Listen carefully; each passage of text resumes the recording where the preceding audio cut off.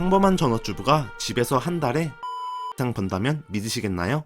여기 두 아들을 키우며 남편보다 돈을 잘 버는 슈퍼맘이 있습니다. 오늘 소개해드릴 책은 아바라TV로 활동 중인 안선우 저자의 부어방 엄마의 방구석 돈공부입니다. 경단녀인 저자가 집에서 돈을 벌게 된 과정 및 노하우 외에 전업주부로서 느꼈던 감정도 세세하게 전하고 있습니다. 난 엄마가 아니니까 나랑은 상관없는 책이네 라고 생각하나요? 집에서 월 200 이상씩 돈을 벌고 싶다면 남녀노소를 떠나 유용한 책이라 생각합니다. 이 책을 완독한 후 여러분이 잊고 있던 열정과 집에서 돈을 버는 노하우를 얻어갈 수 있습니다. 책의 주요 내용은 돈 공부를 시작한 이유, 짠테크 팁, 집에서 돈 버는 방법으로 구성되어 있습니다. 이 중 여러분이 제일 관심 있을 만한 집에서 돈 버는 방법과 마인드를 이야기하도록 하겠습니다. 먼저 저자는 파이프라인에 대해 강조합니다. 여기서 파이프라인이란 수익의 다변화를 뜻합니다. TMI를 하자면 심장의 역할을 하는 메인 파이프라인과 서브 파이프라인으로 구분할 수 있습니다. 당연히 무자본 창업에서는 메인 파이프라인이 중요하며 그 이유는 차차 설명하도록 하겠습니다. 저자의 파이프라인은 크게 유튜브, 블로그, 강의, 책 인쇄입니다. 첫 번째 파이프라인은 유튜브입니다. 저자는 유튜브를 통해 월 50만원 이상의 수익을 창출하고 있습니다. 많은 분들이 고민하는 채널 주제에 대해 다음과 같이 조언합니다. 보통 먹방, 브이로그 같은 주제를 피해야 한다고 생각할 수 있지만 사람들이 많이 하는 주제를 무조건 지향할 필요는 없다고 이야기합니다. 꼭 기발하고 남들이 하지 않는 주제여야 성공하는 것은 아니다. 비슷한 주제여도 괜찮다. 같은 맥락이지만 그 안에 나만의 매력과 참신함만 있으면 된다. 덧붙이자면 본인이 즐길 수 있고 꾸준히 컨텐츠를 생산할 수 있는 주제면 더 좋습니다. 따라서 주제를 고민하는데 큰 시간을 쏟을 필요는 없습니다. 일단 스타트가 중요합니다. 영상을 여러 개 업로드한 후 조회수가 높은 컨텐츠에서 채널의 주제를 발견할 수도 있습니다. 저자는 다이어트 영상으로 시작했고 야광이는 토익 고득점 받는 영상으로 시작했습니다. 즉, 첫 발을 떼는 게 중요합니다. 하다 보면 나의 색깔이 나오고 나의 강점을 알게 되는 것이 유튜브인 것 같다.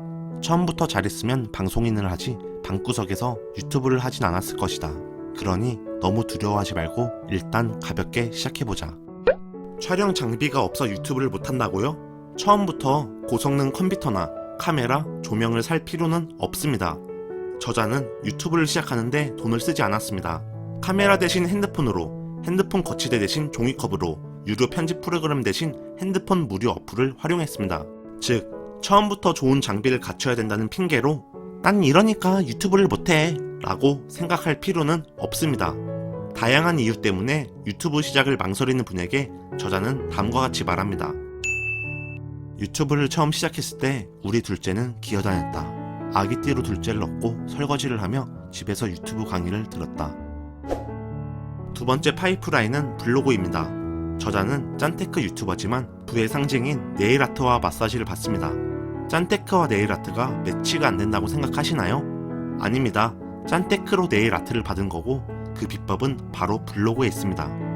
블로그만으로 생활비 100만원을 절약하는 방법을 책 속에서 상세히 알려주고 있습니다. 첫 번째 방법은 블로그 체험단이며 누구나 체험단이 될 수 있다고 말합니다. 블로그 체험단은 어떻게 하나요? 파워블로그예요? 아니요. 1방문자 200명 정도 되는 작은 블로그 채널이에요. 또한 블로그를 성공적으로 키우기 위해서는 습관 형성이 중요하다고 이야기합니다. 나는 습관 형성이 중요하다고 믿고 있어 100일 동안 혼자서 매일 포스팅을 했다. 요령도 전문 지식이 없었기에 양으로 밀어붙이자고 생각했고 매일 아침에 포스팅을 올렸다. 무엇보다 블로그 체험단을 적극 활용하기 위해서는 첫 당첨이 중요하다고 표현합니다. 즉, 포트폴리오가 있어야 당첨 가능성이 높고 사신감 같은 경쟁률이 낮은 곳을 목표로 하라고 조언을 합니다. 두 번째 방법은 블로그 서포터즈입니다. 서포터즈란 해당 기업이나 상품을 홍보하고 대가로 제품이나 제작비를 받는 블로그를 말합니다. 저자는 어린 자녀가 있기 때문에 관련 비용을 아끼고자 서포터즈를 했습니다. 나는 아기 로션 회사의 서포터즈가 되었다. 10종이 넘는 아기 제품을 받고 블로그에 글을 쓰면 소정의 돈도 받는다. 이런 소모품을 사다 보면 큰 금액을 지출하게 되다 보니 서포터즈를 신청하게 된 것이다. 무엇보다 성과를 이뤘기에 자존감을 얻었고 새로운 도전에 용기를 낼 수 있었습니다. 남편도 아이도 나에게 이런 용기를 주진 못한다. 이것은 오직 나 자신이 살아있음을 느끼는 에너지이자 성취감이었다. 어린 두 자녀를 양육하며 다수의 파이프라인을 가지게 된 큰 원동력은 저자의 성취감과 도전 정신이 크다고 생각합니다. 저희 유튜브 채널도 기대 이상으로 성장하게 되니 다른 분야도 할 수 있다는 자신감이 붙었습니다. 여러분도 성과를 내게 된다면 그 원동력을 바탕으로 다른 분야는 보다 쉽게 성장할 수 있을 겁니다. 세 번째 파이프라인은 유튜브 강의입니다. 평범한 사람이 한 달에 6시간 강의하고 200만원 가까이 돈을 번다면 믿으시나요? 유튜브나 블로그는 진입장벽이 낮을 수 있지만 강의는 특별한 사람만 하는 거라고 생각하시나요? 그렇지 않습니다. 저자는 특별한 강의 경험이 없습니다. 강의가 성공적으로 안착한 이유는 구독자의 니즈를 파악했고 유튜브 강의를 시작하기 위해 적극성을 보였습니다. 나는 단 한 번도 만나본 적 없는 유튜브 강사님께 용기내어 비밀로 글과 연락처를 남겼다. 저에게 강사되는 법을 알려주세요. 저도 제가 아는 유튜브 정보를 모두 알려드릴게요. 즉, 대중의 의견을 경청했고 적극성이 있었기에 보통 사람은 할 수 없다고 생각하는 강의를 보통 사람이 할 수 있었습니다. 네 번째 파이프라인은 책 인쇄입니다. 오늘 소개해드린 책을 통해 저자는 네 번째 파이프라인을 구축했습니다. 책을 쓰기 위해 저자는 강한 목표를 가졌고 마침내 이뤘습니다.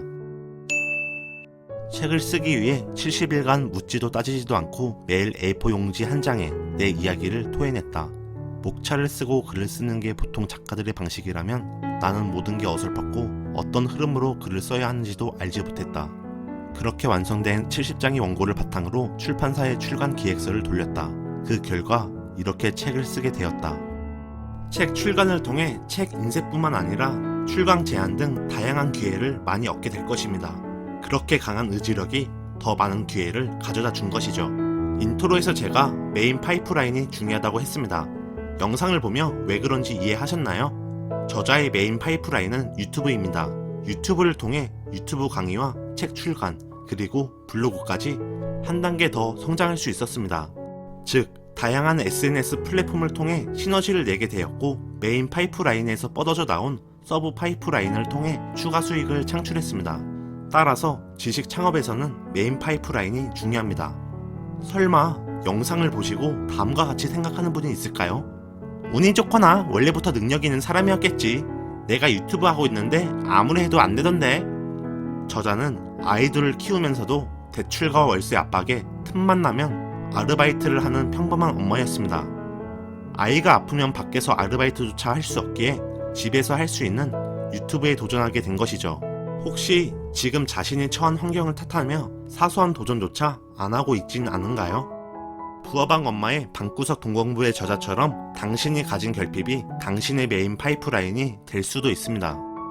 현실에 절망하고 포기하기 전에 자신에게 솔직하게 물어보세요. 나는 정말 최선을 다했는가? 더 나아질 방법은 없는가? 이상 야광이었습니다. 감사합니다.